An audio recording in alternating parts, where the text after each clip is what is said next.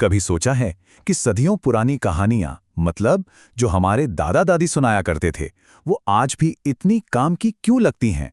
शायद इसलिए क्योंकि वो इंसान के स्वभाव की उन सच्चाइयों को छूती हैं जो कभी नहीं बदलती। तो आज हम ऐसी ही दो कहानियों की गहराई में उतरेंगे और देखेंगे कि वो आज की इस उलझी हुई दुनिया में हमें जीने का क्या सलीका सिखा सकती हैं। तो सवाल यही है, भाई, एक आलसी बंदर जो हर काम से बचता फिरता है और एक अफवाह फैलाने वाली लोमड़ी हमें आज की मुश्किलों से निपटने के बारे में क्या सिखा सकते हैं? सुनने में शायद अजीब लगे, पर यकीन मानिए इन सीधे साधे किरदारों में बहुत गहरी समझ छिपी हुई है। तो चलिए देखते हैं आज हम क्या क्या जानने वाले हैं। हम दो कहानियों से शुरुआत करेंगे। देखेंगे कि आलस की कीमत क्या होती है और एक अफवाह का जहर कैसे फैलता है।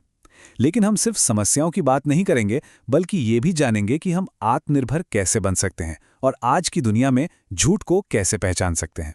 और अंत में हम ये देखेंगे कि इन सब से हमें क्या सीख मिलती है। तो तैयार हो जाइए, ये सफ़र काफ़ी दिलचस्प होने वाला है।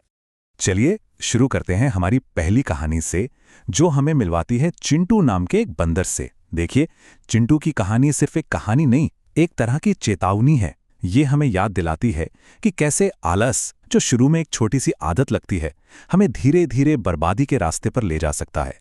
चिंटू की पूरी सोच, उसकी पूरी फितरत बस इन दो लाइनों में छिपी है।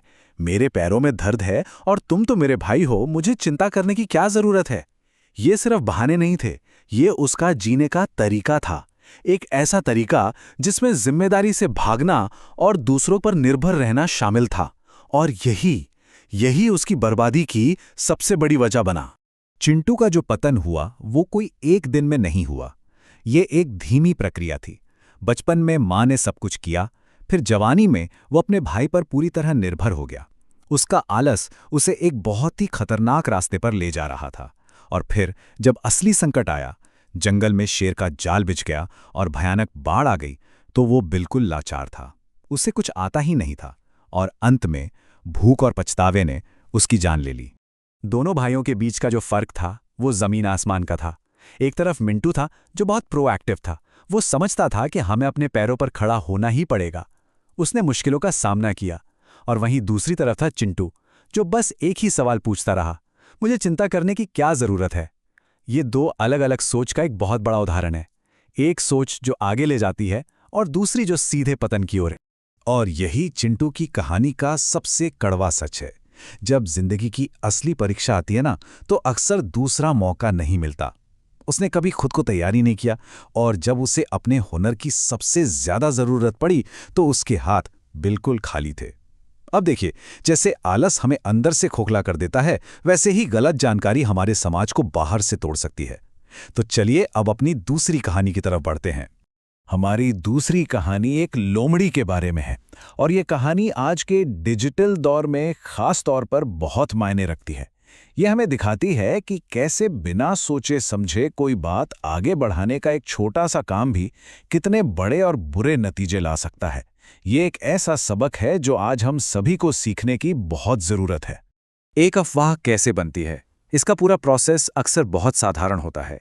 लोमड़ी के मामले में इसकी शुरुआत हुई छिपकर सुनने से, मतलब बिना पूरी बात जाने किसी की पर्सनल बात सुन लेना। फिर उसने उस आधी अधूरी सच्चाई को तोड़ा मरोड़ा और एक जहरीले झूठ में बदल दिया। बस फिर क्या था, इस झूठ ने पहले तो जंगल में किसी को शर्मिंदा किया, और फिर ऐसी दहशत फैलाई कि भगदड़ मच गई, और आखिर में उसे जंगल के राजा यानी शेर के सामने सच का सामना करना पड़ा। जरा देखिए तो लोमड़ी के झूठ और असलियत में कितना बड़ा फर्क था। एक अफवाह यह थी कि एक हिरण के पति को पीटा गया, जिससे बेचारे को बिना वजह शर्मिंदा होना पड़ा। जबकि सच तो यह था कि एक मां बस अपने बच्चे को बचाने के लिए एक छोटा सा झूठ बोल रही थी। दूसरी अफवाह यह थी कि राजा का भाई शिकार करेगा, जिससे पूरा जंगल ही खाली हो गया, जबकि असल में राजा तो सिर्फ एक दुश्मन को डरा रहा था। यह दिखाता है कि शब्दों में कितनी ताकत होती है, सही और गलत दोनों तरह की।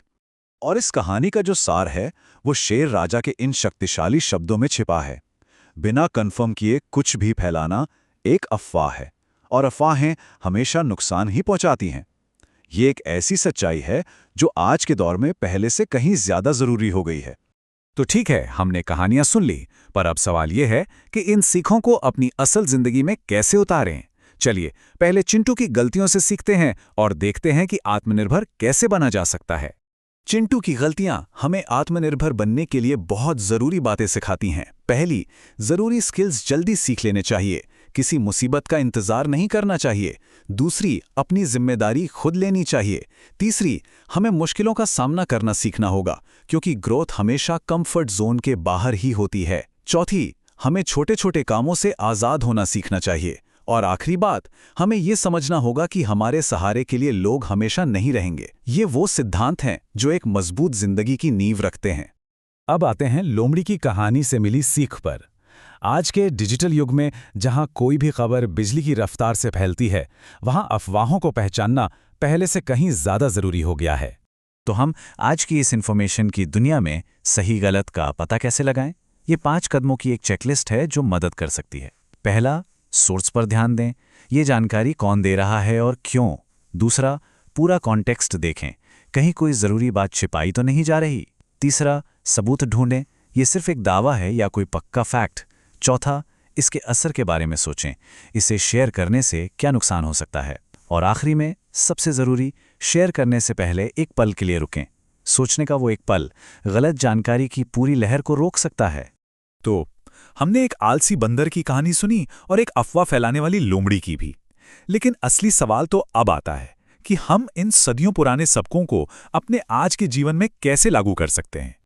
आखिर में बात सिर्फ इतनी है कि चिंटू और लोमड़ी आज भी हमारे बीच में ही हैं, कभी हमारे आलस में तो कभी उस तरीके में जिससे हम बिना सोचे समझे कोई भी जानकारी फैला देते हैं। ये कहानियां असल में हमारी अपनी कमजोरियों के बारे में हमें एक चेतावनी देती हैं। तो मैं आपको इसी सवाल के साथ छोड़े जाता हूं।